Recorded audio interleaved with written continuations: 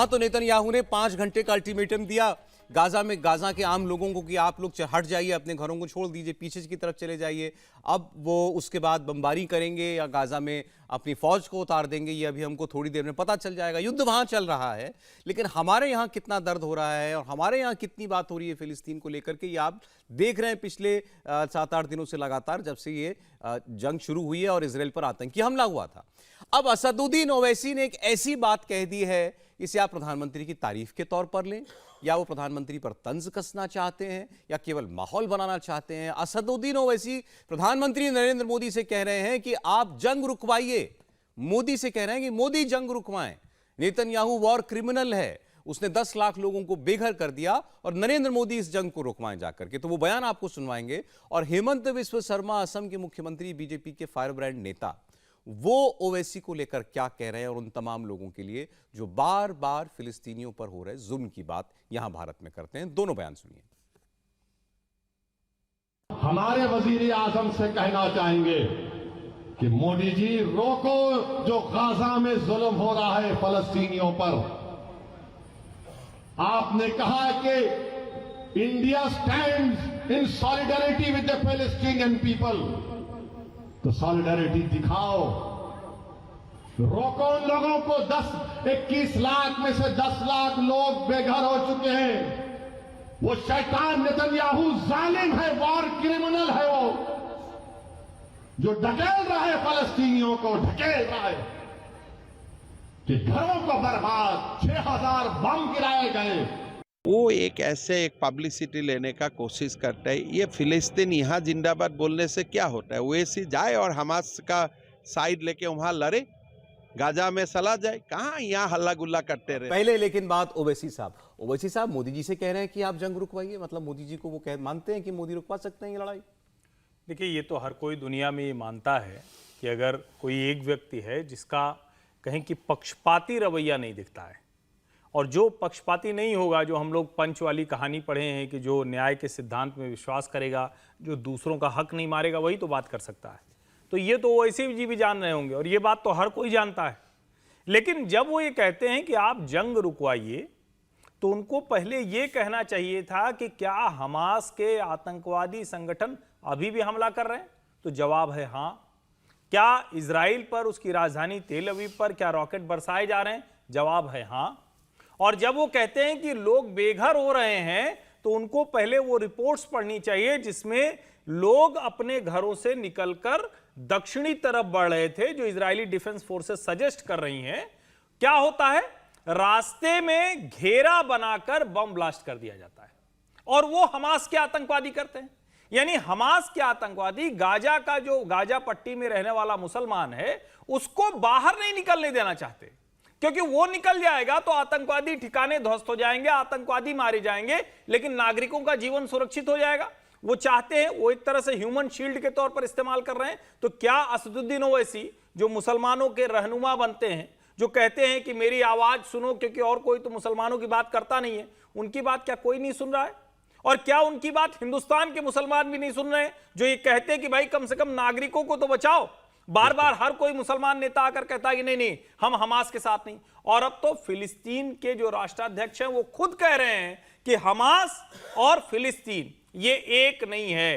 तो या तो ओवैसी साहब को कुछ समस्या है, या उनको लगता है कि शायद इससे भी कुछ मुस्लिम वोट आ जाएंगे। लेकिन इतना तो तय है कि भरोसा नरेंद्र मोदी पर ही है। नहीं, अब वो नरेंद्र मोदी से कह रहे हैं जंग रुकवाओ, वो ये बात फिलिस्तीन के लोगों से क्यों नहीं कहते या हमास के लोगों से क्यों नहीं कहते कि पहले आपने जो 150 विदेशी पकड़ रखे हैं, इजरायली पकड़ रखे हैं, उनको छोड़ो पहले। हो सकता है कि नेतन्याहू बम बरसाना बंद कर दे। वो गाजा के लोगों से अपील क्यों नहीं करते कि हमास का साथ मत दो, हमास लड़ना है तो हमास को लड़ने दो, अपने आप को अलग करो हमास से, ये अपील वो क्यों नहीं करते? देखिए, ओवैसी साहब बैरिस्टर है और वो बहुत समझदारी से बात करते हैं। उनकी चिंता तो हमास को लेकर है, लेकिन हमास की चिंता को जाहिर नहीं कर सकते, तो उसके लिए शील्ड वो काम में ले रहे हैं फिलिस्तीन को। अब फिलिस्तीन और हमास दो अलग अलग चीज़ें, इस पर हम लोग बार बार चर्चा भी करते रहे। फिलिस्तीनियों को और हमास को जोड़ना, एक साथ ठीक नहीं है। भारत सरकार ने भी जिस तरह से अपना विदेश मंत्रालय ने अपना बयान जारी किया, उसमें भी कहा कि वो फ़िलिस्तीन के साथ है और इजराइल के साथ है, इजराइल के साथ जिस तरह से है। तो ओवैसी साहब को लगता है कि हमास की बात करेंगे तो मुश्किल होगी, लेकिन तकलीफ तो उनको हमास को लेकर है। यदि हमास के साथ नहीं होती, फ़िलिस्तीन के साथ होती, तो फिर वो कहते कि हमास वाले लोग उनको ना मारें जो गाजा क्रॉस करके जा रहे हैं, छोड़कर जा रहे हैं, उत्तरी गाजा से पट्टी से दक्षिण की तरफ जा रहे हैं, उनको ना मारें।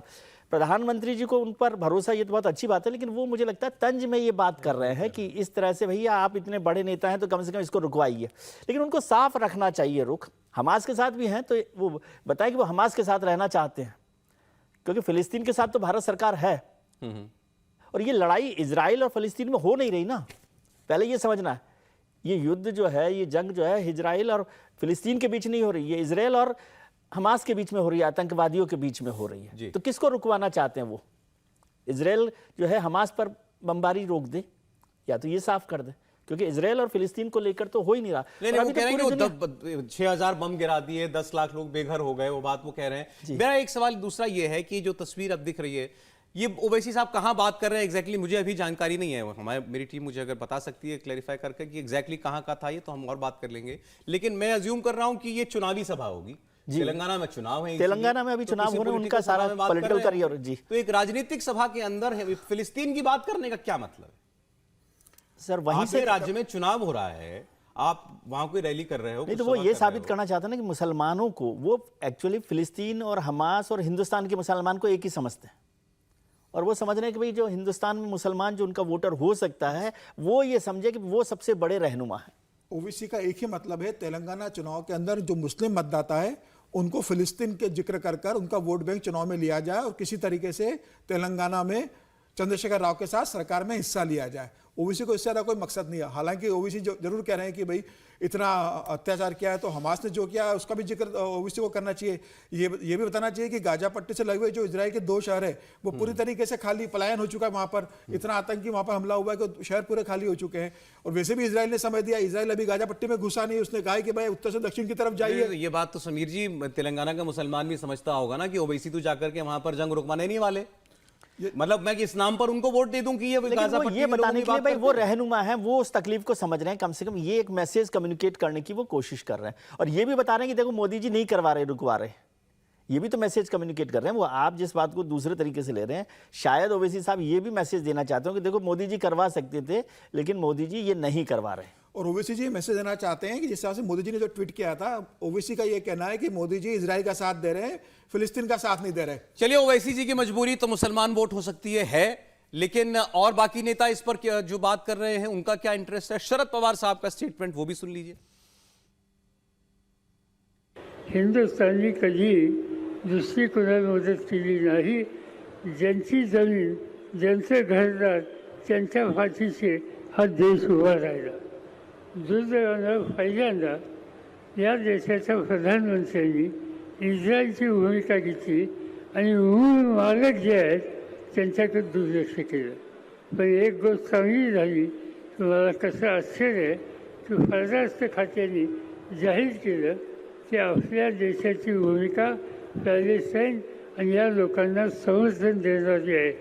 आणि ही भूमिका अटल बिहारी वाजपेयींची होती, आज त्या बदलून जात आहेत। उद्या त्याला कुणी काही या अच्छा, अब वो ये कह रहे हैं कि मोदी जी ने जो पहले स्टैंड लिया इजराइल के साथ देने का, मुझे बड़ा ताज्जुब हुआ कि उन्होंने ऐसा स्टैंड क्यों लिया। फिर बाद में मिनिस्ट्री ऑफ एक्सटर्नल अफेयर्स ने इस पर क्लैरिफिकेशन दिया, लेकिन पहले स्टैंड में था क्या? पहले स्टैंड में तो केवल आतंकवाद के खिलाफ खड़े होने की बात थी। नहीं, मुझे लगता है कि इसको लेकर जो कहें कि हमारे देश के नेता हैं वो देश के लोगों को बरगला रहे हैं। पहली बात तो ये कि हम में से किसी को या तो वो सारा इतिहास पढ़ना पड़ेगा कि क्यों इजरायली अपनी उस प्रॉमिस्ड लैंड की तरफ जाते हैं, क्यों कहते हैं कि हमारे जो देवता अब्राहम थे उन्होंने हमको ये जगह कही थी कि न्याय, करुणा और दया के सिद्धांत पर हम यहाँ पर आएंगे। अब क्यों फिलिस्तीनी वहाँ जिसकी बात करते हैं और कई बार नक्शा दिखाया जाता है और आजकल नया नक्शा चल गया है कि देखिए फिलिस्तीन इतना बड़ा था, धीरे धीरे इजराइल ने उसको कम कर दिया। यहूदियों के पास दूसरा नक्शा है जिसमें फिलिस्तीन तो एक किनारे में बड़ा छोटा सा हिस्सा था, दो दूसरी किंगडम थी जो वहां राज करती थी। वो तो ये भी कहते हैं कि जो रियल फिलिस्तीनियन है वो तो खत्म हो चुके, और वहां तो ये भी चर्चा चलती है कि जो अरब कंट्रीज हैं वो फिलिस्तीन को चाहती नहीं कि वो इस तरह से एग्जिस्टेंस में रहे, कि वो बहुत शांति से रहे। वो चाहती हैं कि इजराइल के खिलाफ वो लड़ता रहे, एक संघर्ष की स्थिति रहे जिससे उसके लिए लड़ाके तैयार होते रहे। वहां यह भी खबर है कि इजराइल ने भी एक समय में, नेतन्याहू ने सोचा कि हमास को हम मदद करते हैं, फिलिस्तीन का नुकसान कर देंगे। लेकिन इस सब के बाद असली बात जहां जाकर खत्म होती है, आतंकवाद कौन फैला रहा था। अटल बिहारी वाजपेयी ने जब कहा कि अरबों की जमीन पर इजराइल का कब्जा है, तो वो ये कह रहे थे कि अरबों की जो जमीन है वो उनको मिलनी चाहिए, लेकिन अगर कोई आतंकवाद कर रहा है, मार काट कर रहा है, हम हिंदुओं की तरह, हिंदुस्तानियों की तरह हर संघर्ष के बाद एक कदम पीछे नहीं जाते हैं।